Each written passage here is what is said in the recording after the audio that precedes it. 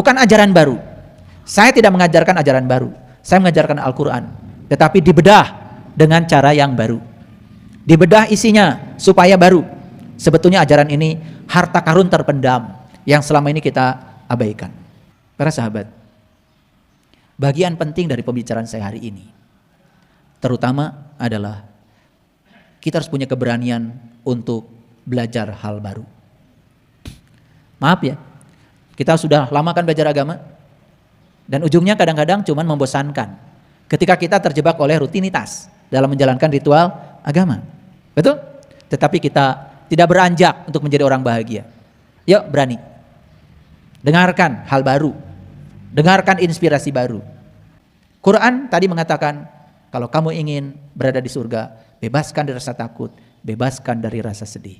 Saat ini juga kamu berada di surga yang dijanjikan. Begitu luar biasa. Selama ini apa yang kita pelajari? Selama ini surga itu adalah nanti. Padahal kalau saat ini kita bebaskan dari rasa takut, saat kita bebaskan dari rasa sedih, saat ini juga kita masuk ke dalam surga. Karena surga adalah di sini, saat ini, sekarang. Ini dampak rasa takut. Kalau sudah menimbulkan ketegangan otot, dampak berikutnya adalah fisik. Muncullah penyakit-penyakit yang aneh, kanker, dan kelainan-kelainan sel. Kenapa? Karena dari sisi sel, mitokondrianya itu mengalami kelainan.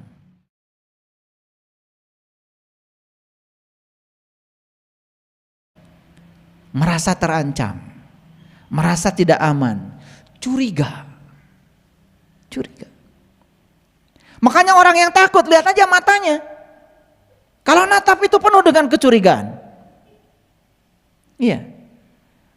Gentar, merasa bersalah. Ini dampak rasa takut. Kalau sudah menimbulkan ketegangan otot, dampak berikutnya adalah fisik. Muncullah penyakit-penyakit yang aneh, kanker, dan kelainan-kelainan sel. Kenapa? Karena dari sisi sel, mitokondrianya itu mengalami kelainan. Nah, saya kasih tahu, secara genetik mungkin kita sudah mewarisi penyakit itu, tetapi dipicu oleh gaya hidup. Nah, ini baru dibahas oleh saya satu aspek saja, rasa takut. Sekarang bisa dibayangkan, orang ibadah karena takut neraka. Nah, ini gak saya bahas, pikiran we kesorangan. Udah terbayang wajahnya seperti apa, gitu.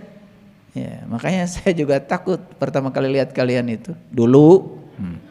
Sekarang mah masih. Cuman gak setakut dulu. Dulu mah aduh serem. Pertama ketemu saya serem, kayak uka-uka. Nah, setelah dibimbing pelan-pelan, meniti ke dalam diri, sudah terbuka mata kalbunya, terbuka pikirannya, sudah bisa mendengarkan nasihat, bahkan sudah bisa mendengarkan kritik dari orang, mulai lentur. Saya lihat tuh, senyum kalian tuh sekarang beda. Makanya coba lihat foto kalian, before dan after.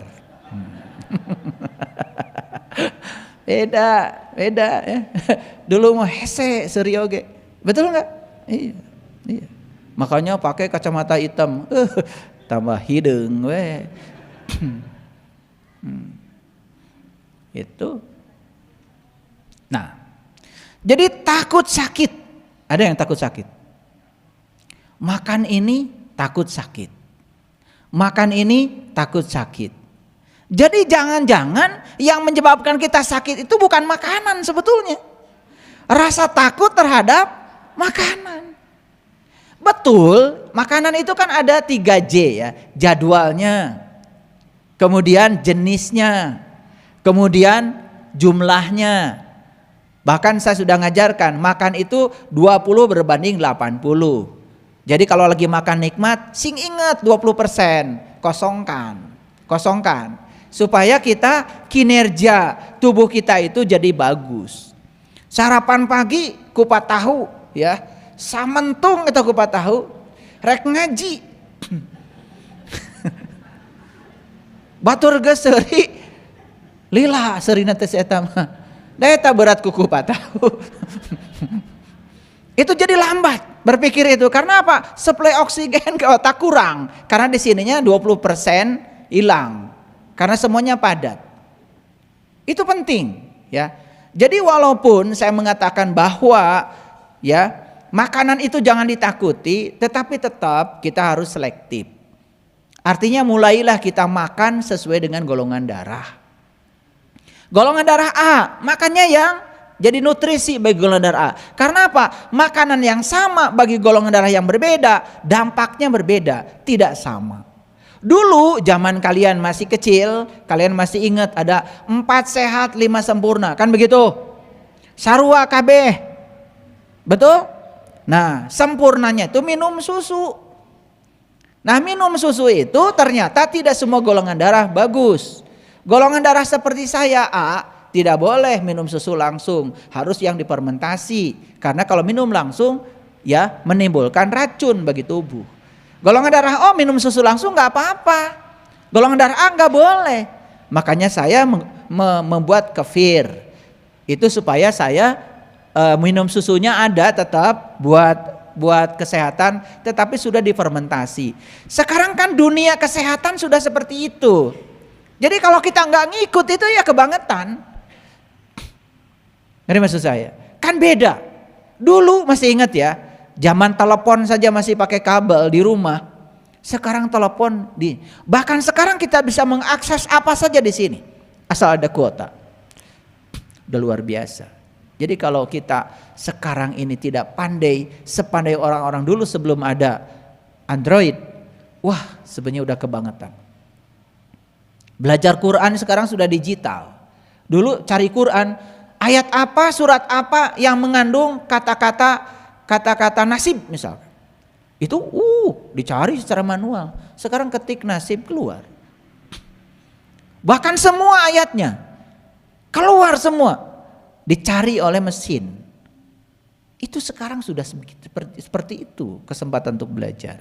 Baik, takut sakit, takut penderitaan, takut kehidupan, takut kematian, takut pada cinta, ya, takut jatuh cinta. Karena apa? Takut disakiti. Takut kedekatan, takut penolakan, takut pada Tuhan. Lucu ya, Tuhan aja ditakuti. Takut pada neraka, takut kutukan. Ya. Kadang-kadang Tuhan aja difitnah oleh kita. Ya. Karena kalau kita durhaka nanti dikutuk sama Tuhan. Loh. Saya tidak pernah menemukan Tuhan Maha mengutuk. Yang ada Tuhan Maha Pengasih, Maha Penyayang. Betul enggak? Iya. Kita akan dikutuk oleh perbuatan kita sendiri. Takut kemiskinan, takut cemoohan, takut kritik, takut tidak mampu, takut bahaya, takut ketidaksetujuan orang lain, takut bosan, takut pembalasan, takut bertanggung jawab, takut mengambil keputusan, takut dihukum, takut berubah, takut kehilangan, takut kekerasan, takut oleh perasaan sendiri. Bahkan kita sering takut oleh rasa takut. Kalau diurai lebih jauh lagi, coba banyak gak hal yang menakutkan kita dalam hidup? Banyak sekali. Takut sakit? Pernah? Takut penderitaan? Takut kehidupan? Takut kematian? Banyak sekali ya. Takut cemoohan? Takut kritik? Banyak sekali. Ini baru saya ambil daftar rasa takut. Dan kalau kita belajar ini hari ini, mungkin kita akan mengatakan, loh kok ternyata yang saya takuti dalam hidup banyak sekali. Betul gak? Pernah gak takut tidak mampu? Benar-benar tidak mampu. Takut cemoohan? Benar-benar dicemooh. Dan dari dulu juga kita takut pada Tuhan. Betul gak? Takut diazab, takut disiksa, takut macam-macam. Sekarang bayangkan, Kalau semua takut-takut ini masih ada pada diri kita, skalanya berapa tadi? 100. Rendah sekali. Berarti kita masih di bawah the reptilian. Reptil. Tahu reptil? Jadi kita itu dikelaskan dengan kelompok binatang.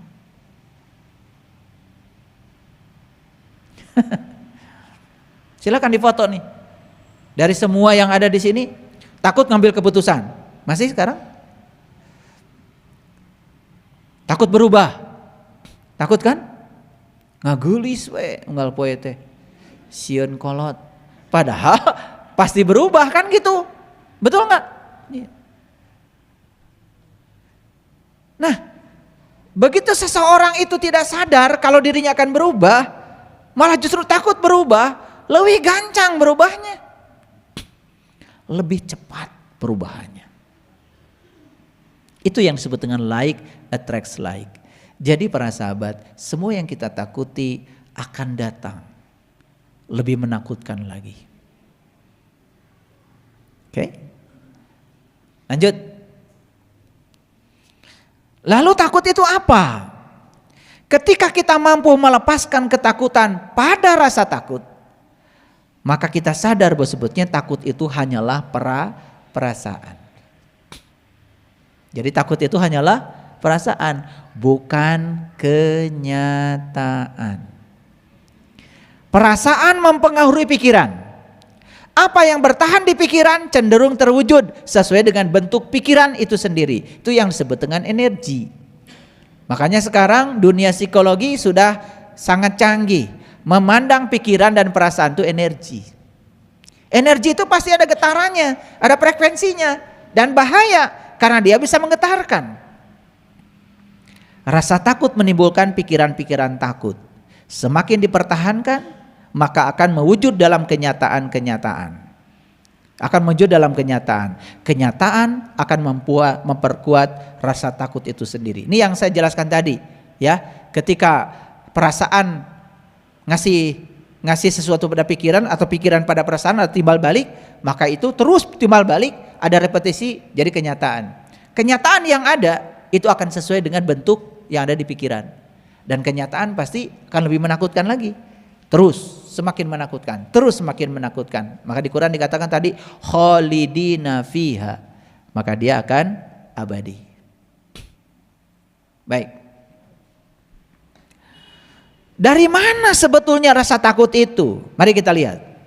Ketakutan adalah pengetahuan yang tidak lengkap. Betul? Jadi karena pengetahuan kita tidak lengkap, jadi takut karena belum lengkap.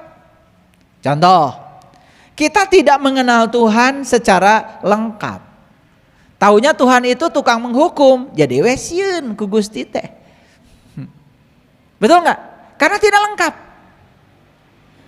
Jadi yang pertama, ketakutan itu akibat dari pengetahuan kita tidak lengkap. Bagus kalau para sahabat melengkapi pengetahuan.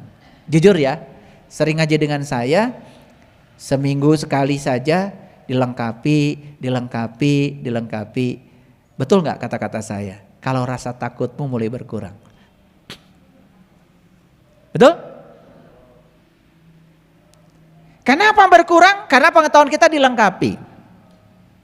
Ketakutan tidak ada dimanapun kecuali dalam pikiran. Sudah ketemu sekarang alamatnya?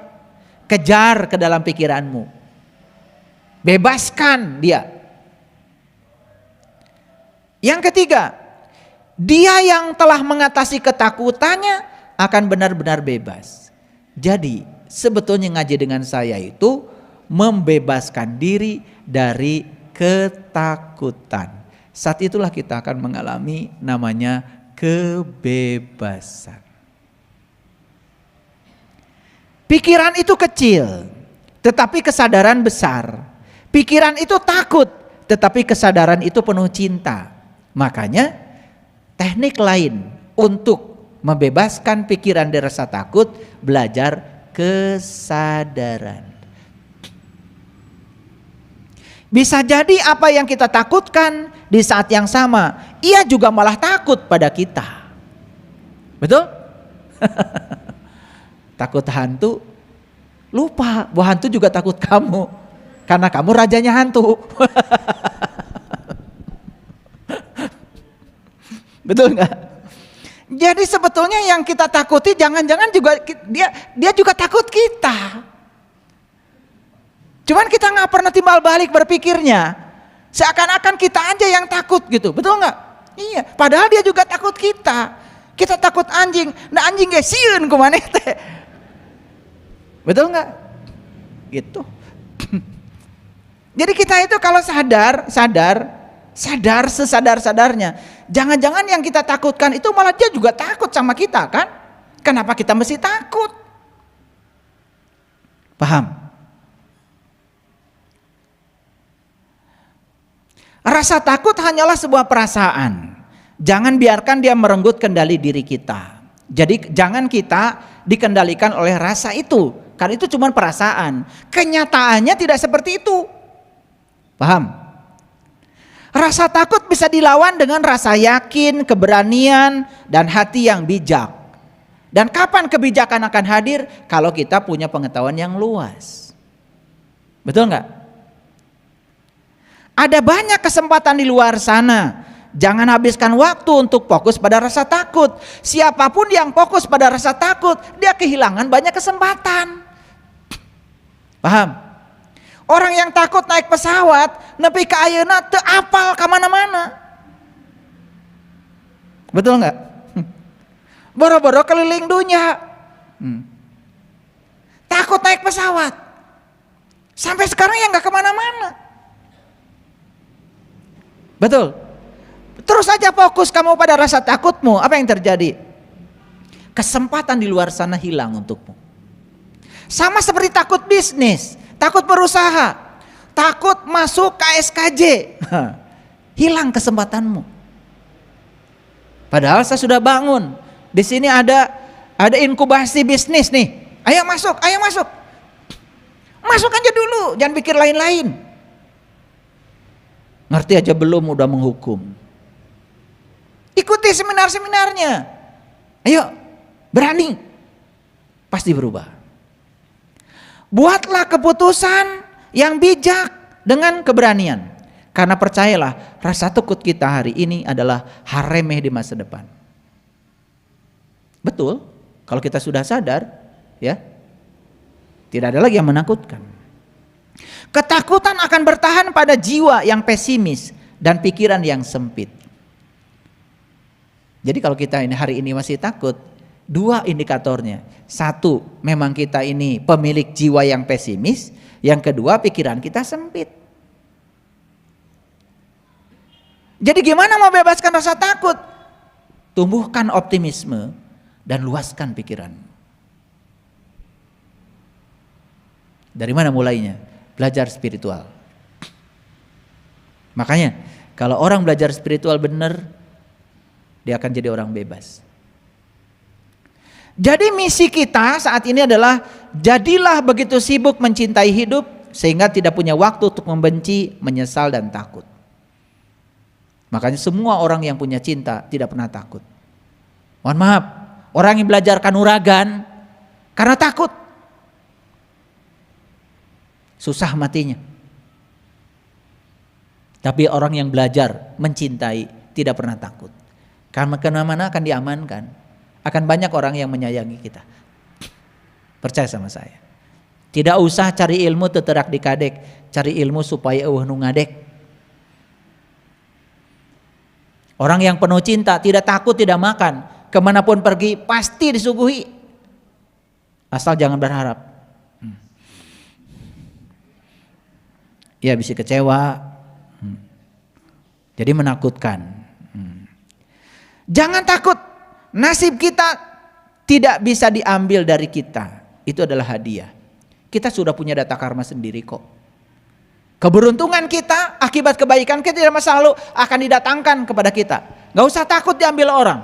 Gak usah. Karena kita udah punya data karmanya sendiri. Hanya pada akhirnya kita tahu secara mendalam bahwa sisi lain dari setiap ketakutan adalah kebebasan. Hanya ketika kita tidak takut lagi, kita mulai hidup. Kapan hidupmu dimulai? Tepat saat kau tidak takut lagi. Nih saya kasih tahu, kapan kehidupanmu dimulai? Bukankah ketika kalian berani ketemu saya? Betul? Makanya ketemu saya kan berbahaya. Kalian jadi pemberani. Karena dirubah mindsetnya. Ketika dirubah mindsetnya, semua menjadi terbuka. Bahkan terhadap kritik dari orang lain pun kita mulai terbuka. Tenyeri hatean sekarang mah, gak baperan. Diomelin sama saya malah ketawa-ketawa. Iya. Kalian kalau ngaji dengan saya kan diomelin terus, malah ketawa-ketawa. Dulu, baru diomelin, dikritik sedikit saja udah tersinggung. Betul nggak? Iya. Jadi hidup dimulai kapan? Kapan dimulai? Ketika kita sudah bebas dari rasa takut, hidup baru dimulai. Tidak ada sesuatu pun dalam hidup yang perlu ditakuti, karena semuanya hanya untuk dipahami. Sekarang adalah waktu untuk lebih memahami, sehingga kita tidak perlu takut. Jadi semua di hidup ini untuk dipahami, bukan ditakuti. Ternyata begitu dipahami malah tidak menakutkan. Betul? Jika Anda ingin menyembuhkan dunia, jangan memunculkan ketakutan, munculkan cinta. Jadi kebalikan dari takut sebenarnya bukan berani, cinta. Makanya orang yang penuh cinta tidak pernah takut. Kita lebih menderita dalam imajinasi daripada dalam kenyataan, betul? Karena yang membuat kamu menderita adalah imajinasimu, pikiran liarmu, bukan kenyataan. Takut gak punya beras, sakitu eta beas loba, leuit pinuh keneh. Hah? Rek ngajual oge, sieun. Komo mereka batur mah. Sieun kurang. Ya. Tanya tuh sama Ayah Asep. Tiap bulan ngasih beras sama saya. Panennya tambah banyak gak ya? Itu. Ini supaya saya dikasih terus maksudnya.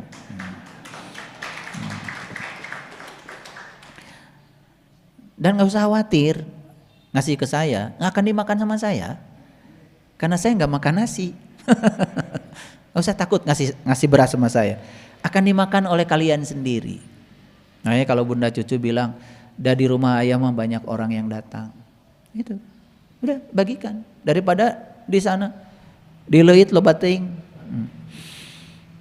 Ketakutan, kebencian, kecurigaan mempersempit pikiran. Betul? Seorang yang takut akan penderitaan sudah menderita dari apa yang ia takuti. Ketakutan bersifat sementara, karena yang selama-lamanya adalah penyesalan. Ngerti maksud saya? Takut ketemu saya, jadi gak ngaji sama saya. Penyesalannya seumur-umur, takutnya sementara. Nyesalnya lila, kaduhung. Begitu maut, kaduhung. Tak apal jalan balik. Ketakutan adalah bagian dari hidup. Jadi harus dilewati, harus diterima. Karena itu semua orang lumrah. Rasa takut itu ada dan kita harus melewatinya. Ketakutan yang tidak kita hadapi menjadi batasan kita. Karena hidup itu kebanyakan dibatasi oleh batasan. Dan batasan itu karena kita tidak melewati ketakutan. Ketakutan adalah sejenis penjara yang membatasi dalam serangkaian tindakan terbatas. Makin sedikit takut, makin banyak kekuatan yang akan dimiliki, makin lengkap kita hidup. Ketakutan terbesar kita seharusnya bukanlah kegagalan, tetapi keberhasilan pada sesuatu yang tidak terlalu penting. Kegagalan bisa jadi membuat kita jadi berani, tetapi keberhasilan sesuatu yang tidak penting malah kita menjadi penakut. Bisa jadi. Betul? Iya.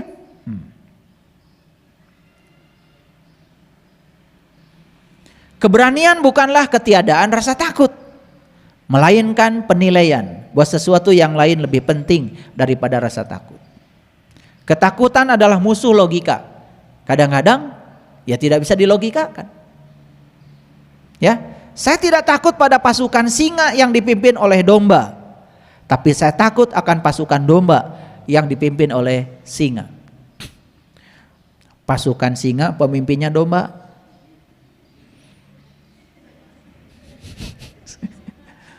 Domba nangis yeun. Lebih bagus pasukan domba dipimpin oleh singa, pasti dijagain. Betul nggak? Kekuatan terbesar adalah keberanian untuk mencoba dan keberanian untuk gagal. Saya kasih tahu, mereka yang mau mencoba dan tidak takut gagal akan memiliki pengalaman baru. Kekuatan yang lebih besar dari keinginan untuk menang adalah keberanian untuk memulai. Jadi tidak usah kita ingin menang, kuatkan saja keinginan untuk memulai. Makanya boleh punya target dalam hidup? Boleh, tapi target bukan untuk dicapai. Target itu agar kita memulai. Semua orang menyimpan bakat, tetapi hanya sedikit orang yang memiliki keberanian untuk mengikuti petunjuk yang diberikan oleh bakatnya. Jadi semua kita tuh hebat sebetulnya. Semua kita itu jenius. Semua kita tuh berbakat di bidangnya masing-masing. Cuman kita sering tidak mendengarkan petunjuk dari bakat kita sendiri. Itu yang membuat kita tidak pernah bertemu dengan, tidak pernah menjadi diri kita sendiri. Semua impian kita dapat menjadi nyata jika kita memiliki keberanian untuk mengejarnya. Dalam hidup, kadang kita harus menerima bahwa tak semua harapan jadi kenyataan. Dan yang kita butuhkan adalah keberanian untuk merelakan. Bagi orang yang berani tidak ada jalan lain ya yang tidak dapat dilalui. Masih ingat ya? Lewat kuburan takut. Ya? Padahal hiji-hijina jalan. Makanya bagi orang yang berani tidak ada jalan untuk tidak dapat dilalui. Lalui saja. Ternyata teu aya jalmi dicekek ku nu tos maut. Hanya dicekek oleh pikirannya sendiri. Jika seseorang memiliki keberanian untuk menang, setengah kemenangan telah dia capai.